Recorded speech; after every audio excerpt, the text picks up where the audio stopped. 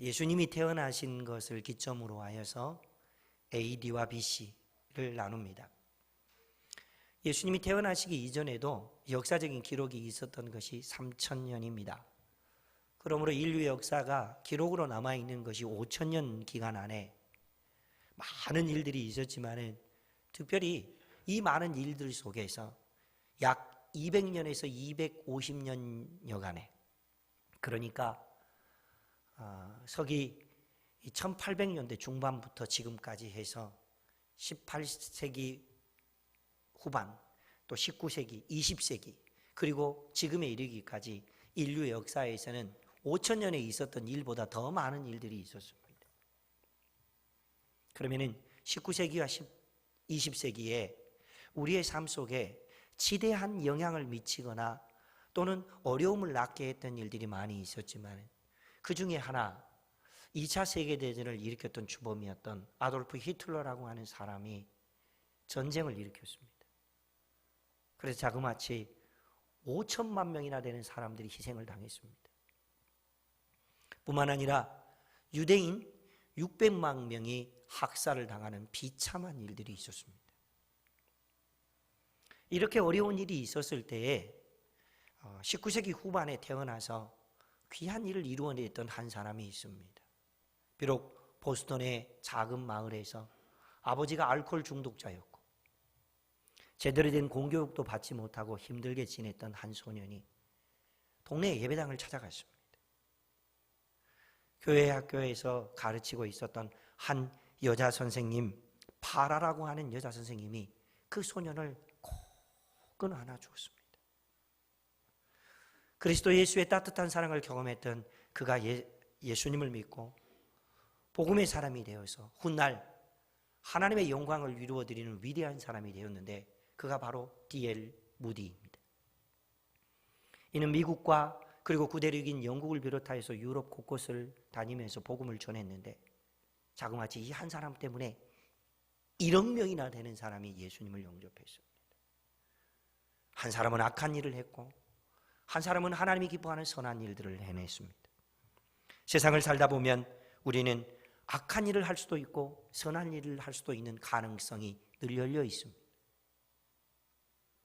우리가 예수를 믿고 하나님의 자녀된 삶을 산다는 얘기는 악이 우리를 아무리 유혹하고 넘어뜨리려 한다 할지라도 나는 믿음으로 살리라, 나는 하나님이 기뻐하는 선한 길을 쫓으리라 하고 살아가는 믿음의 사람의 인생 여정이 그리스도인의 길이며 하나님의 자녀된 기쁨의 길이 되는 줄로 믿습니다.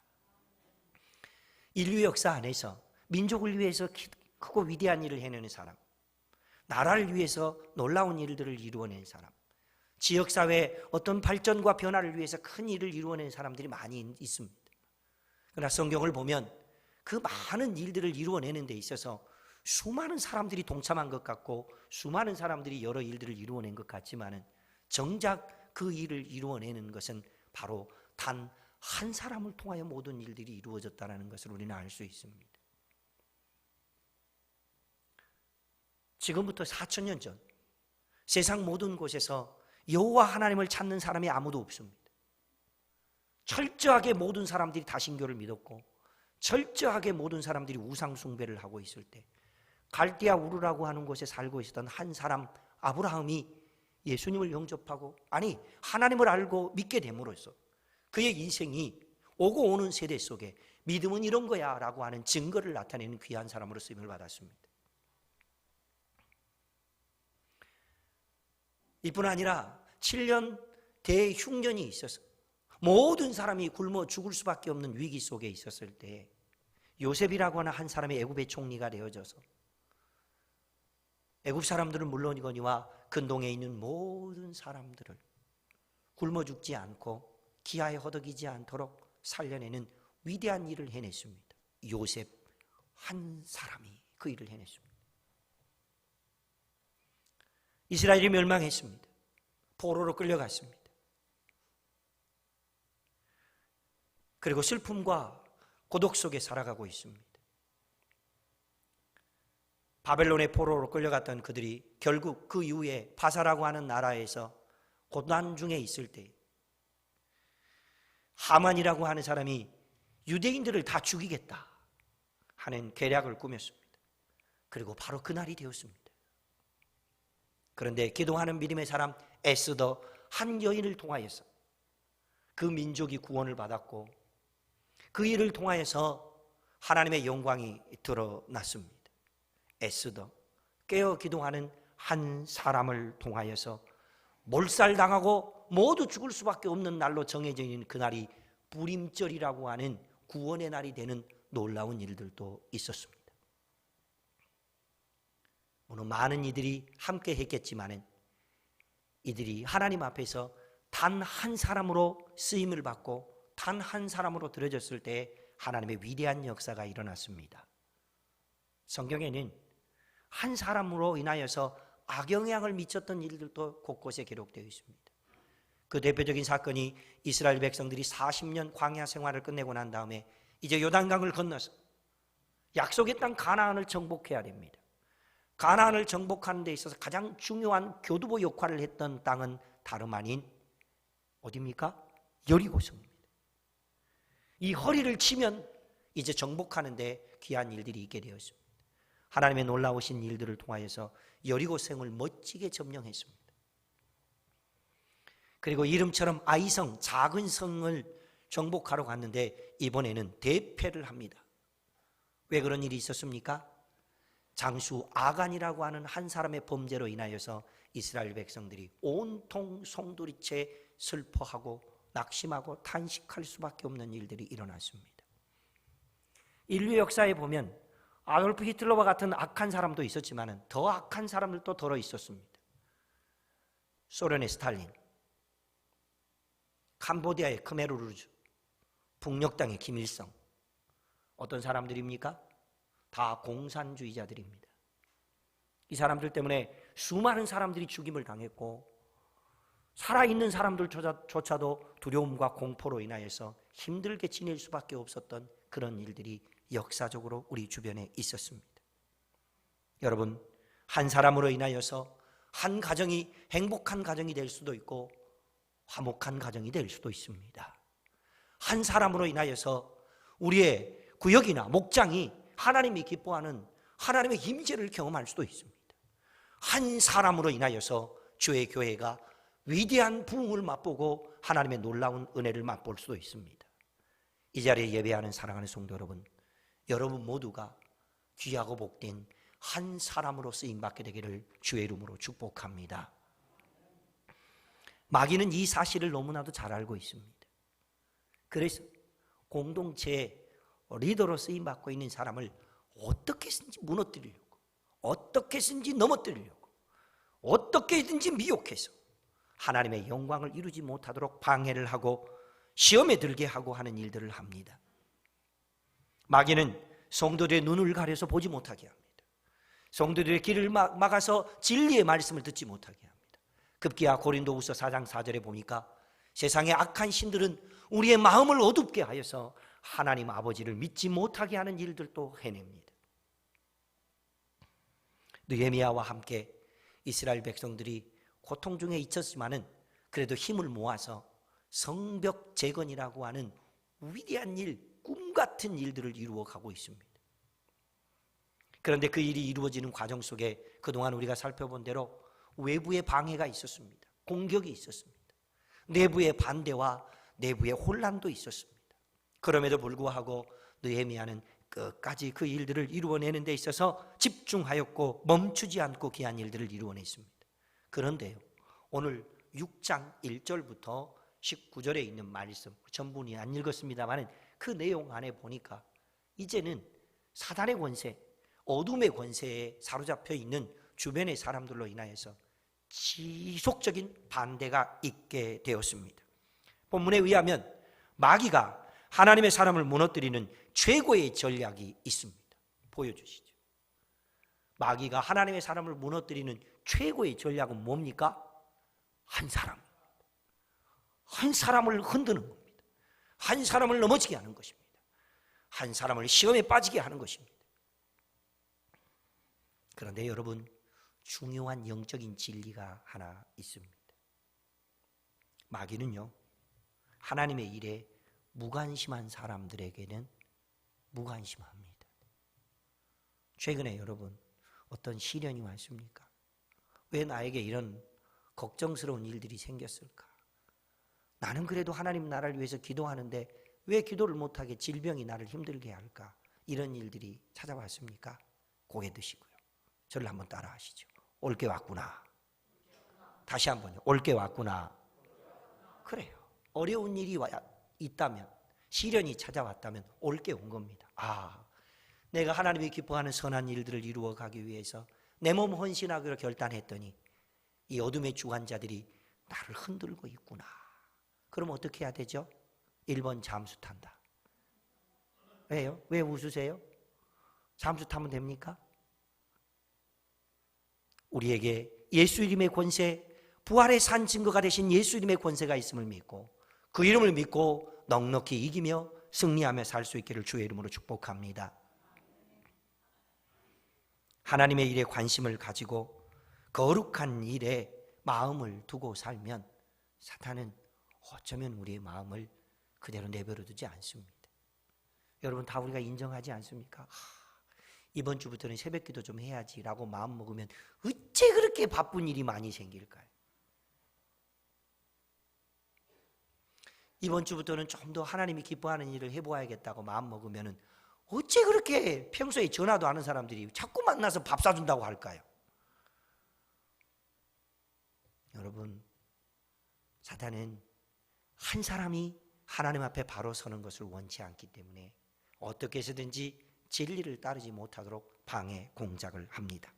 그렇다면 오늘 믿음의 사람 느헤미야가 수많은 방해 공작과 원수의 모략과 뒤흔드는 여러 가지 일들이 있었을지라도 거기에 요동치 않고 하나님이 주시는 승리를 맛보았던 믿음의 사람이 되는 것을 보면서 말씀을 통해 영적 비밀을 찾아가 보는 귀한 시간이 되었으면 좋겠습니다.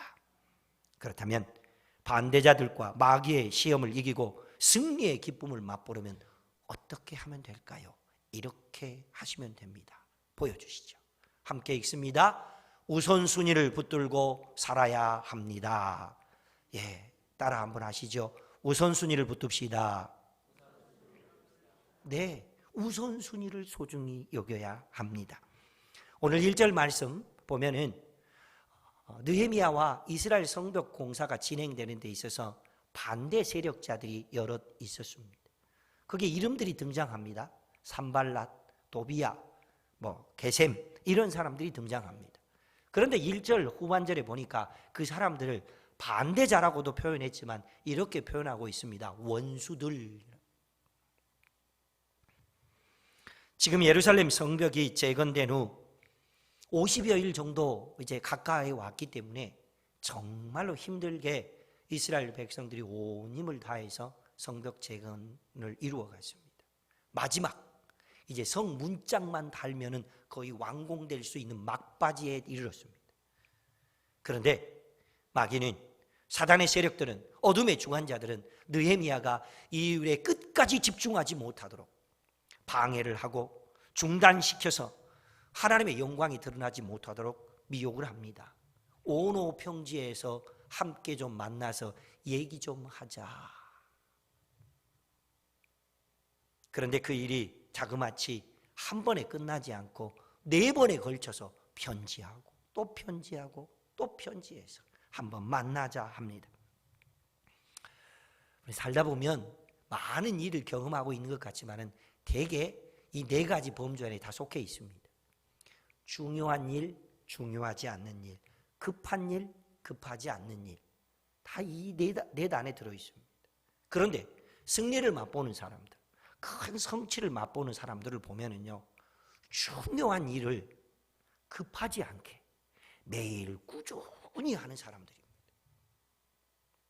그런데요, 늘 바쁘다고 하는 사람들, 뭐 좀 하자고 그러면 이게 계획이 있다고 하는 사람들, 늘 피곤하고 하다고 하는 사람들, 그 사람들을 보면은요, 중요하지 않는 일을 급하게 그렇게 그곳에다가 에너지를 쏟고 시간을 투자하면서 합니다.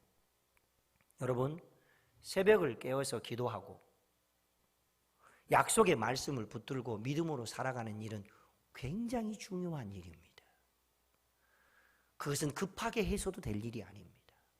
그러면서 매일 꾸준히 해야 할 일입니다. 그런데 우리 주변에 바쁜 일이 있다고, 급한 일이 있다고 하는 사람들 보면 그 급한 일이라는 게 어떤 것인가요? 굉장히 중요한 일 때문에 급하던가요? 그러지 않는 경우가 훨씬 많습니다. 그것에 에너지를 쏟고 시간을 투자하다 보니 당연히 피곤할 수밖에 없죠. 그래서 우리 주변에 혹자들은 이런 말을 하죠. 백수가 과로사 당한다. 백수가 뭐 이렇게 중요한 일을 하겠습니까? 중요하지 않는 일을 급하게 매일매일 하니까 피곤하죠. 2014년 제가 신림중앙교회에서 부목사로 사역을 하고 있었을 때였습니다. 그곳에서는 여름 휴가철이 되면 주일을 끼고 휴가를 다녀올 수 있게 해주셔서 10일 동안을 휴가를 갑니다. 그러면 주일을 맞이할 때쯤 되면 가족들을 데리고 국내에 꼭 한번 가보고 싶었던 교회들 방문해서 같이 예배를 드리고 그랬던 적이 있습니다. 그때 휴가는 처가와 그 다음에 처형이 있는 부산과 경남 쪽으로 여행을 하면서 그 지역에 굉장히 꼭 가고 싶었던 교회가 한 교회가 있었습니다. 김해에 있는 세계로 교회 소년보 목사님이 섬기시는 교회입니다. 내비게이션을 찍고 아무리 갔는데도 동두천은 그래도 아는 교회 오면은 주변에 아파트 단지도 있고 뭐 공장도 있지만 그래도 동네도 있고 마을도 있잖아요. 근데 거기는 아무리 가서 봐도 공장만 있고 들녘만 있고 예배당은 하나도 보이지 않고 아파트도 없는 거예요. 아니 어떻게 이런 데 세상에 예배당이 있을까 싶어서 찾아갔습니다. 근동에 있는 가까이에 있는 뭐 김해 사람들은 물론이거니와 주변에 있는 장원, 마산, 부산 좀 더 멀리 양산에 있는 사람들까지 적게는 20분, 많게는 1시간 반을 걸려서 그곳까지 예배를 드리러 온답니다. 매주 예배 드리는 인원이 그때 당시에 3,000명이 넘더군요. 그리고 예배를 드리고 있는데 예배가 끝나고 이제 마지막 축도하기 전에 오늘 처음 예배당에 오신 분들을 일어나십시오 그러니까 얼떨결에 저도 모르게 일어나 버렸네요. 그래서 일어났더니 막 엄청나게 많은 사람들이 막 나를 바라보면서 축복해주고 막 장미꽃 갖다 주면서 축하를 해주는 거예요. 얼떨결에 그냥 일어났는데 그래서 이제 예배가 끝나고 난 다음에 조용히 가려고 그랬더니 축도 끝나고 난 다음에 기도 끝나고 눈을 떠보니까 내 주변에 사람들이 뚝 이렇게 있는 거예요. 얼떨결에 어쩐 일이십니까? 그랬더니 우리 교회를 찾아와 주셔서 고맙습니다. 그러면서 그때 제가 양복을 입고 간 것도 아니고 그냥 평범한 차림으로 아저씨 차림으로 갔는데도 불구하고 나를 보고 이렇게 말하시더군요. 목사님이시죠?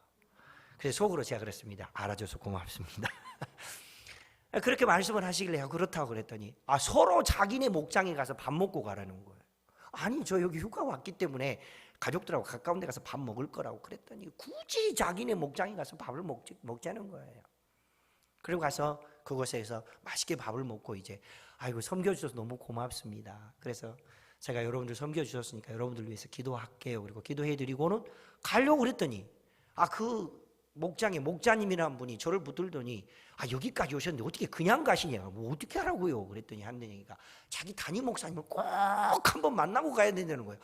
아니 목사님 바쁘신데 굳이 꼭 그렇게까지 안 된다는 거예요. 자기가 전화했다는 거예요. 그 목사님 방에 또 갔더니 목사님께서 기다리고 계시는 거예요. 따뜻한 커피 준비해 놓고 아이들을 위해서는 시원한 뭐 오렌지 주스를 준비해 놓고 계시는 거예요. 그리고는 이제 여러 얘기를 나누고 가려고 그랬더니 아이들이 아직 어리네요. 그러더라고요. 예, 아직 어립니다. 그랬더니 봉투를 2개 주면서 가면서 아이스크림 사 먹으라고 봉투를 2개 주는 거예요. 그래서 10,000원씩 들었겠다 싶었는데 돈이 꽤 많이 들었더라고요. 그래서 너무 고마웠습니다. 그러면서 목사님의 친필 사인이 들어있는 책을 한 권 선물해 주셨습니다. 그 책 제목은 목사님이 직접 쓰신 책으로 목사님 전도가 너무 쉬워요 라고 하는 책이 있었습니다. 돌아와서 그 책을 좀 읽었습니다. 그 책에 너무 감동적인 얘기들이 많이 기록되어 있었습니다. 소론이 좀 많이 길었지요. 그 내용이 즉슨 뭐였냐면 우선순위를 놓치고 있는 사람이 하나님이 기뻐하는 모습으로 삶의 방향을 바꾼 이야기가 기록되어 있었습니다. 목사님이 설교를 준비하고 있는데 갑자기 한 권사님이 생각이 나더라는 거예요. 그런데 이 권사님에게는 자녀들이 있는데 모두 다 출가해서 참 성공하고 멋지게 살고 있고, 이 권사님은 남부럽지 않게 살고 있는데도 굳이 연세가 드셨음에도 불구하고 고추 농사를 짓는 분이셨습니다. 그런데도 연세가 드신 어른이 고추 농사를 짓는데도 고추 농사가 항상 다른 집보다 더 잘 되고 풍년이 드는 거예요. 그런데 교회에서는 새벽 기도도 잘 오지 않고, 교회에 무슨 훈련이 있거나 교육이 있다고 그러면 늘 참여하지 못하고 뻐서하고 뿜게하고 살고 있는 그런 분이셨습니다. 그래서 이 목사님께서 권사님 밭에 있는 고추대를 다 뽑아버렸습니다. 그리고 집에 가 있었는데 동네가 시끌벅적하고 난리가 났습니다. 어떤 놈이 우리 고추밭에 고추대를 다 뽑았냐고. 그리고 주변에 사람들이 물어봐도 아무도 모른다는 거예요. 그것도 그렇듯이 동네에 뭐 사람도 없고 뭐 주택도 없고 아무것도 없는데 누가 뽑은지 어떻게 알겠습니까? 조금 있다가 목사님께서 이 권사님을 찾아갔습니다. 목사님 권사님 왜 그렇게 화가 나셨습니까? 아니 어떤 놈이 우리 고추대를 다 이렇게 망가뜨려 놨다고 난리를 한 겁니다. 그래서 이번에는 목사님이 권사님 곁에 좀 바짝 달라붙어서, 권사님 화가 많이 나신 것 같은데 그 고추대 뽑은 사람 잡으면 어떻게 할 겁니까? 내가 이놈의 손모가지를 부러뜨리고 다리 몽댕이를 부러뜨려야지 어떻게 놔두겠냐고. 그러면서 막 계거품을 물고면서 막 역정을 내십니다. 그때 목사님께서 이렇게 말씀하셨습니다. 권사님, 제가 고추대 다 뽑았는데요. 아이고 어떻게 목사님이 그런 걸 하시겠어요? 어찌 그런 말씀을 하고 그러십니까? 목사님께서 손을 보여주시면서, 권사님 보십시오. 제가 고추대 뽑다가 손에 물집 생기고 피멍 들어서 마지막까지 다 못 뽑았습니다. 그랬더니 권사님이 눈이 뒤집어지면서 어떻게 세상에 목사가 그럴 수가 있냐고 그러면서 막 역정을 내길래, 이번에는 목사님이 근엄한 목소리로 힘을 주면서 이렇게 말씀하셨다고 하지요. 권사님, 고추대가 그렇게 좋으면은 고추밭에서 살지 뭘 하고 권사가 돼서 새벽 기도도 안 나오고 교회 훈련도 안 하고 중요한 일도 하지 않습니까? 아주 너무 당당하게 얘기하니까 이번에는 권사님이, 목사님 죄송합니다 그러더라고요. 그리고 그날 새벽이 되었는데 아니나 다를까 권사님이 예배당 맨 앞자리에 앉아서 새벽 기도를 오셨더랍니다. 그런데 그 옆에 교회에 등록한 지 얼마 안 된 초신자가 옆에 앉아 있었습니다. 그래서 목사님 가슴이 철렁했습니다. 여러분, 목사는요 평소에 새벽 기도 안 하던 사람이 갑자기 나타나잖아요. 그러면 걱정이 태산입니다. 암이 걸렸다거나 아니면 남편이 뭐 실직을 당했다거나 자식들이 어디 가서 살고 있다가 큰 사고를 당했다거나 아무튼 뭐 이런 어려운 일이 생긴 걸로 알고 아주 가슴이 철렁 않습니다. 그리고 예배가 끝나고 난 다음에, 아니 어떻게 이렇게 새벽 기도를 오셨냐고, 무슨 일이 있으시냐고. 아니요 아무 일도 없습니다. 그런데 어떻게 이렇게 새벽 기도를 오셨습니까? 사실은요 목사님, 권사님 옆에 있는 고추밭이 사실은 우리 밭인데요, 목사님께서 우리 밭에 고추대를 다 뽑아버릴까 봐 새벽 예배 왔습니다. 웃기십니까? 여러분, 그 일 이후로 권사님과 이 초신자는 한 번도 새벽 예배를 빠지지 않고 믿음의 재단을 지켰고, 권사님은 그렇게 화내고 계거품 물고 욕했던 그 열심으로 만나는 사람들마다에게 예수님을 전하는 신령한 전도자가 되었다고 하는 사실입니다. 딴 사람 말고 우리 교회 권사님도 잘 들으시기 바랍니다. 김 목사 고추대 아주 잘 뽑습니다. 느헤미야가 예루살렘 성벽 공사를 완성할 즈음에 반대자들, 원수들이 오노 평지에서 한번 좀 만나자고 4번이나 편지를 썼지만 느헤미야는 그때마다 거절을 하면서 3절 말씀에 보니, 나에게는 우선순위가 있다. 나에게는 중요한 일이 있다. 나에게는 꼭 해내야 될 귀한 일이 내게 맡겨졌다. 나는 이 일을 해야 된다라고 하는 고백을 하면서 가지 않았습니다. 사랑하는 성도님들, 하나님께서 나에게 맡겨주신 일의 우선순위를 쫓아 살면 느헤미야의 삶에 복을 주시고 이기게 하시고 성취감을 맛보게 하셨던 그 하나님께서 우리와 함께 해 주실 줄로 믿습니다. 우선순위를 놓치지 않고 믿음으로 살 때에 하나님께서 복 주시는 그 놀라운 은총을 누리며 살아가는 복된 인생들 되시기를 주의 이름으로 축복합니다.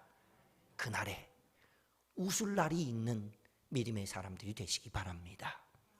먼저는 우선순위를 놓치지 말자. 그래야 원수와 반대자들의 이겨낼 수 있고 승리할 수 있다는 말씀을 나누었습니다. 두 번째, 이렇게 하시면 됩니다. 함께 읽습니다. 흔들리지 말아야 합니다. 저보고 하지 마시고 옆에 사람 보고 얘기하십시오. 흔들리지 맙시다. 네, 흔들리지 마시기 바랍니다. 반대자들은 4차례까지 회유를 하고 온호평지에서 만나자고 얘기했지만은 마지막 5번째 또 편지를 보냅니다. 그런데 그 편지 안에는 이런 내용이 들려 있었습니다. 너만 모르는 소문이 있다. 다 아는데. 이런 얘기였습니다. 그 소문은 이런 것이랍니다. 네가 예루살렘 성벽 재건 공사를 다 마치고 나면 예루살렘 사람들을, 유대인들을 선동해서 네가 예루살렘의 왕이 되려고 그랬지롱 하는 얘기였습니다. 그런데 느헤미야는 그것이 분명히 거짓말인 사실을 알고 있었습니다. 세간의 모든 사람들이 퍼져 있는 소문을 느헤미야 너만 모르고 있다라고 하는 말을 했을 때에 정말 어처구니 없는 소문이었습니다. 왜죠? 아닥사스다 왕에 의해서 총독으로 부임을 받은 그는 성벽 재건 공사가 마치고 나면 계속 그 자리에서 왕이 되는 것이 목적이 아니고 다시 수상궁에 가서 아닥사스다 왕을 모시는 신하의 본부를 해야 되는 것이 다 약속되어 있는 일이었기 때문입니다. 그럼에도 불구하고 느헤미야는 내 백성이 거룩한 성전에서 안전하게 예배할 수 있도록 무너진 성벽을 재건하고 성문을 달아서 하나님이 기뻐한 일에 열심을 내고 하나님의 뜻을 이루어드리는 일에 최선을 다해서 희생하고 있는데 주변의 반대자들과 원수들이 악의적인 소문을 퍼뜨리고 있다는 이야기입니다. 야고보서 3장 5절 6절 말씀에 보면은 말과 혀의 사용이 얼마나 중요한지에 대한 교훈이 담긴 말씀이 있습니다. 제가 하나님 말씀을 읽습니다. 이와 같이 혀도 작은 지체로 돼 큰 것을 자랑하도다. 보라, 얼마나 작은 불이 얼마나 많은 나무를 태우는가. 혀는 곧 불이요 불의의 세계라. 혀는 우리 지체 중에서 온몸을 더럽히고 삶의 수레바퀴를 불사르나니 그 사르는 것이 지옥 불에서 나느니라. 말 한마디가, 잘못된 소문 하나가 다른 사람을 무너뜨리려고 하는 모략이 이 짧은 새치혀로부터 시작되어져서 수많은 사람들을 무너지게 하고 넘어지게 한다라고 하는 사실입니다.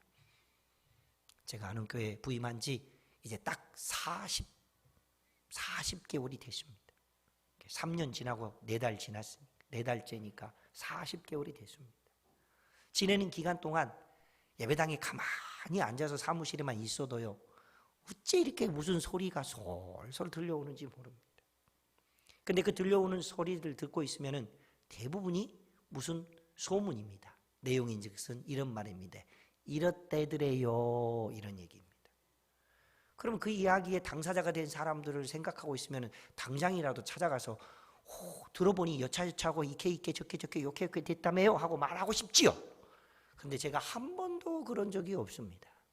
그냥 이 소문인과 이 소식이 사랑하는 성도에게 어려운 일이 되지 않기를 원합니다라고 기도만 하고 있다 보면 짧게는 며칠 있다가 혹은 한두 달 지나고 나면 다 소문이었더래요, 이런 얘기. 사랑하는 성도 여러분, 느헤미야는 잘못된 소문을 잡기 위해서 변명하지 않았습니다. 난 본래 아닥사스다 왕의 술 맡은 관원이자 충신이었기 때문에 나에게는 절대로 그런 일이 없다라고 그들을 향하여서 항변하지도 않았습니다. 자기의 의를 드러내기 위해서 그들을 찾아가서 변명하지도 않았습니다.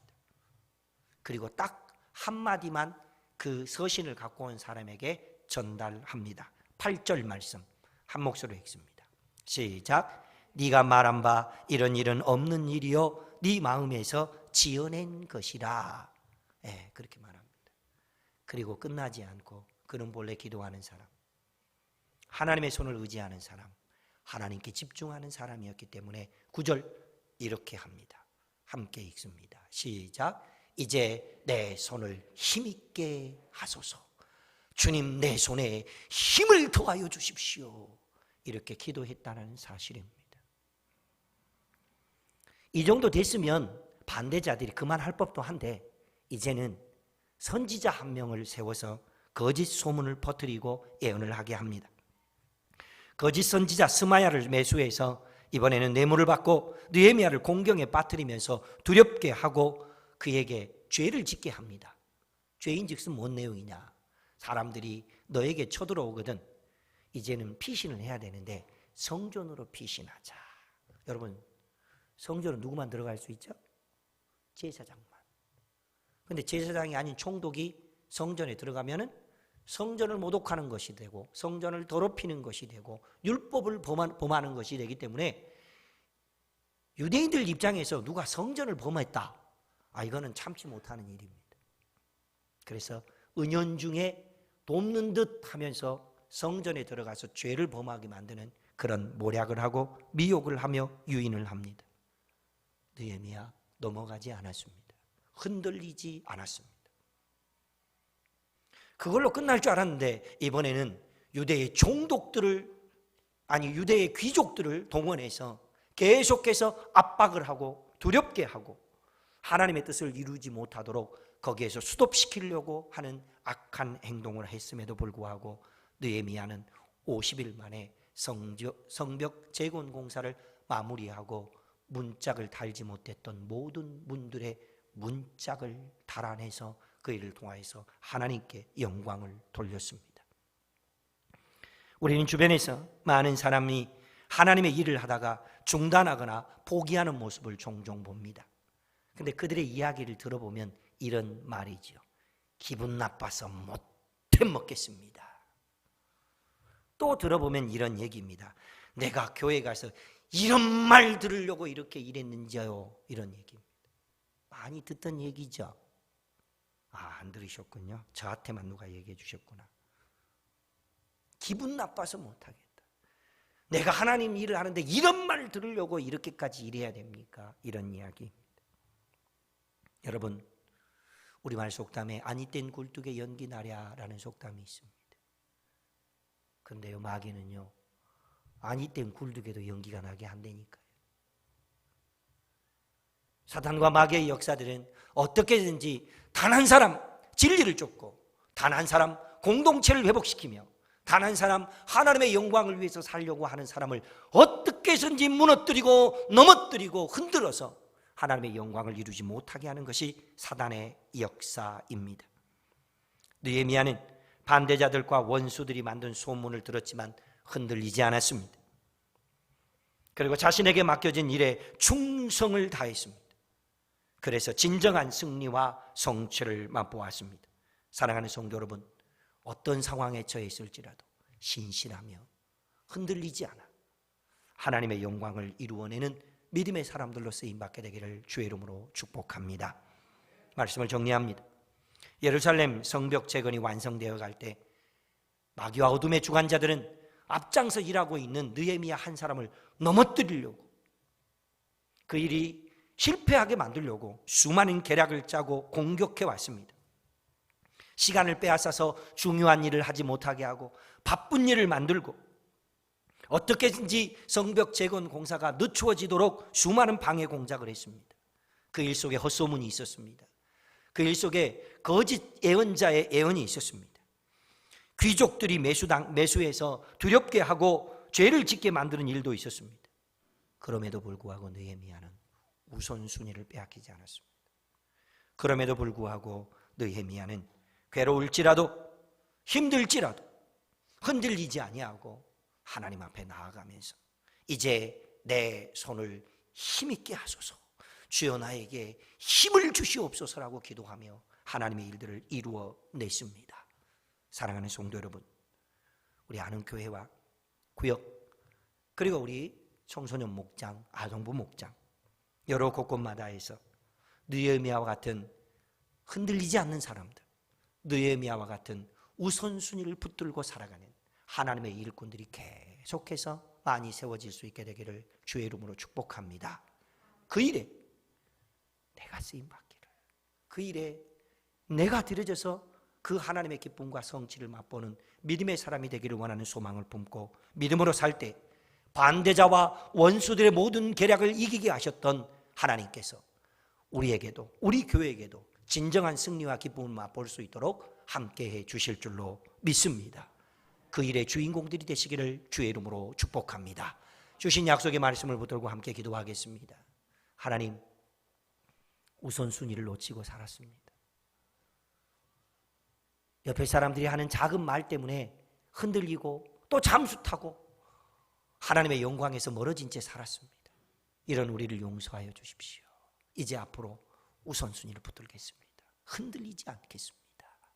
이 소망을 품고 특별히 선교지에서 하나님의 귀한 뜻을 이루고 계시는 우리 믿음의 귀한 분들, 우선순위를, 흔들리지 않는 믿음을, 그래서 우리와 함께 진정한 승리를 맛보는 주역들이 되게 해달라고 우리 주의 이름을 한번 간절히 부르며 함께 기도하며 나아갑니다.